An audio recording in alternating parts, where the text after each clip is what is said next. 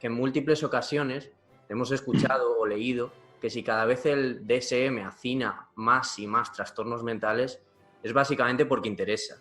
Has referido que si se indaga en la metodología que se ha llevado a cabo para alcanzar toda esa evidencia pertinente, pues se aducen conflictos de intereses debido a que tales investigaciones hayan sido sufragadas por la industria farmacéutica.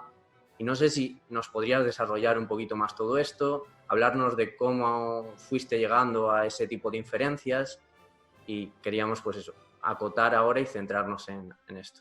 Sí, sí, pues vamos, es una cuestión que, vamos, que está muy estudiada, ¿no? El cómo, digamos, el cómo se ha construido el DSM y cuál es su, digamos, su base o su falta de base y luego la cantidad de, digamos, de intereses que hay, ¿no? O sea, digamos, la inmensa mayoría de los expertos que se reúnen para elaborar, digamos, las distintas versiones del DSM, pues están plagados efectivamente, digamos, de intereses, ¿no? De conflictos de intereses, ¿no? Y muchos trastornos recientes, de reciente creación, pues fueron ciertamente inventados en función digamos, de fármacos que no tenían, digamos, nicho, ¿no? Que no tenían espacio comercial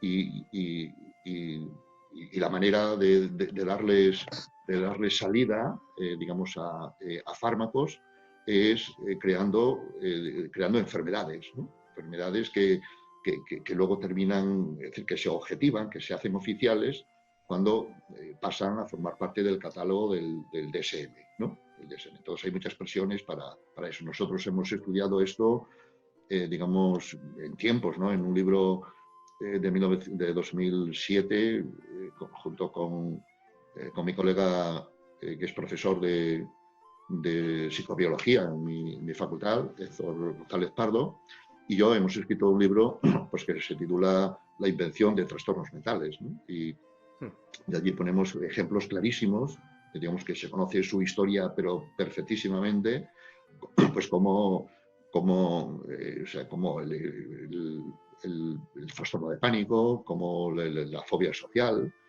como el trastorno de estrés postraumático, que ese no fue en principio para vender medicamentos, sino por otras razones, ¿no?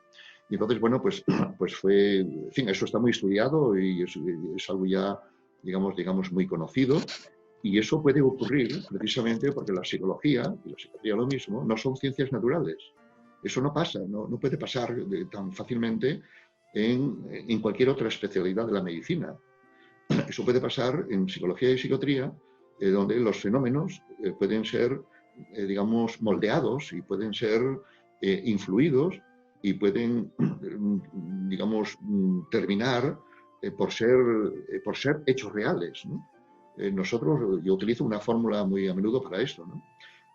Una vez que está definido el trastorno de pánico o la fobia social, probablemente haya gente que tenga trastorno de pánico, como lo define el DSM, y tenga, digamos, ansiedad social, como lo define el DSM, ¿no? Entonces, al final, en esta perspectiva, yo no estaría negando que sean hechos reales, que luego tiene la gente. Lo que me estoy planteando es cómo son hechos reales, cómo se han hecho reales, ¿no?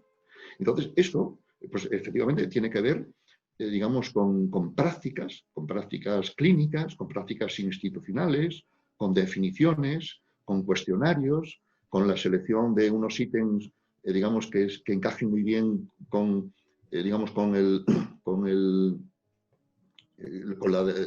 la definición que quieres hacer. ¿De dónde salió el trastorno de pánico? El trastorno de pánico salió de seleccionar unos cuantos síntomas extraídos de la ansiedad generalizada, unos cuantos síntomas, aquellos más somáticos, palpitaciones, sofoco, etcétera, etcétera, que son luego, digamos, sensibles a un tipo de medicación. Y una vez que se han extraído, se ha definido, se ha dado un nombre, la gente tiene trastornos de pánico. O sea, ya como, digamos, como si existieran ahí como las caries, como si fueran, digamos, fenómenos naturales. La fobia social. La fobia social sale de redefinir la timidez, ¿no? Entonces, la timidez, pues que antes era un estilo de comportamiento, una manera de ser, incluso muy adaptativa. En general, los tímidos solemos caer mejor que los que van de prepotentes o que se lo saben todo, etcétera. Pues se ha recalificado para, digamos, para dar lugar a a un nuevo diagnóstico que llamaron ansiedad o fobia social, que fue diseñada para vender un medicamento. Fue diseñada por los ejecutivos de un laboratorio en combinación con una agencia digamos, de propaganda, Coleman Jones. Nosotros en el libro está, vamos, decir, no hay ningún secreto, esto no es digamos, nada clandestino ni nada de eso, ¿no? ¿Por qué han aparecido tantas depresiones de repente, ¿no? Desde 1990 o así, ¿no? Hasta entonces, la depresión era un problema menor, digamos, en la clínica, de menor importancia y de menor frecuencia, ¿no?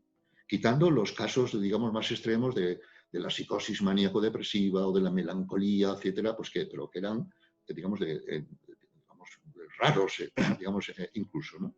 Y la depresión se convirtió en una epidemia, pues a partir de 1980 y tantos en adelante, en 1987, si quisiéramos dar, digamos así, referencias, porque se empezaron a recalificar,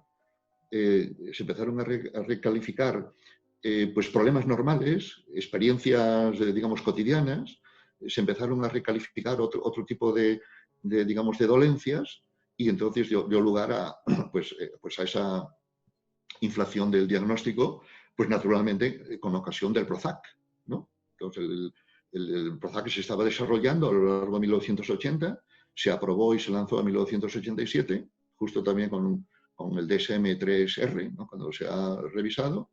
Y entonces a partir de ahí, ya un poco antes, pero a partir de ahí, digamos, la depresión se convirtió en una epidemia. ¿Por qué? Pues porque, digamos, un medicamento, necesitaba, digamos, un nicho para colocarse, ¿no? Eso sin que falten condiciones en la vida de la gente por las cuales deprimirse, ¿sí? Pero en vez de considerar esas reacciones como normales y en vez de, digamos, de tomar esas reacciones como razón, a lo mejor, para cambiar las formas de vida, pues se han patologizado, se han metido dentro del individuo los problemas y se ha dado la solución de la medicación.